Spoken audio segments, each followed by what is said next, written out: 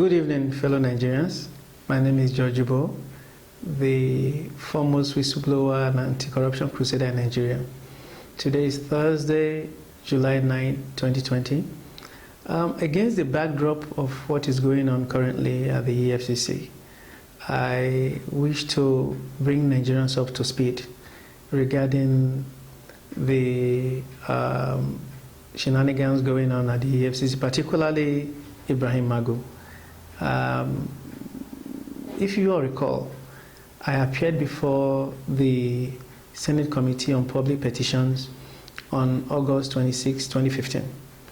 During that hearing, I elicited a litany of evidence, particularly dealing with the recovery from inception to 2013, that EFCC recovered 2.051 trillion naira, out of which only 6.7 billion naira was remitted, leaving a balance of 1.993 trillion naira.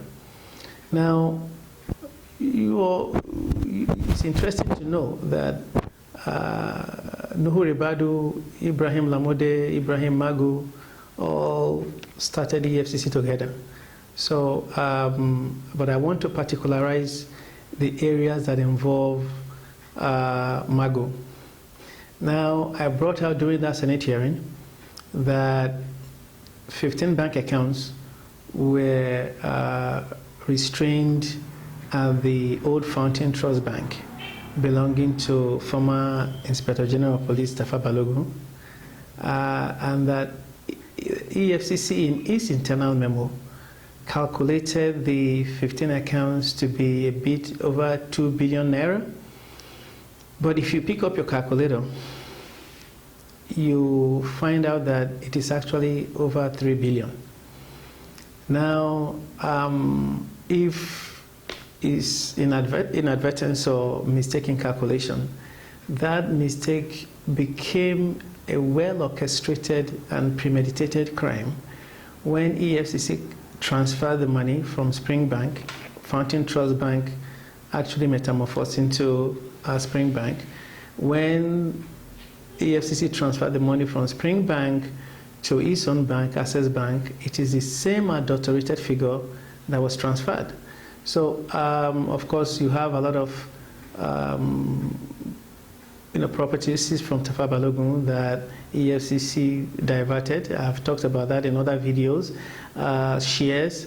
But after my appearance at the Senate, Tafa Balogun called me and said, look, the person involved in this whole stealing is Ibrahim Magu, because Magu was the IPO, the guy that exhibited my assets and everything. So that squarely falls on Magu. Now, after showing his antecedent before he became the EFCC chairman, now we move into what transpired when he became EFCC chairman.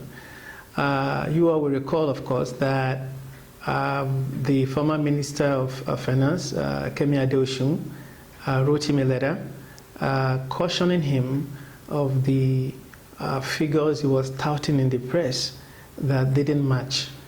Now, my informants, whistleblowers at the EFCC, brought me a lot of documents, one of which is this. This is final report of the audit.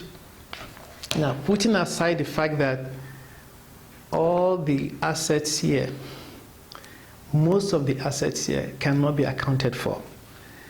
Page 9 of the audited report actually indicts EFCC, and I read, during the audit at both the head office and the zones, we observed that some forfeited assets which were not in the initial list for audit. So, in other words, the list given to the auditors didn't match. So, this whole thing about EFCC and recovered loot is a culture, and that is what pains me. And,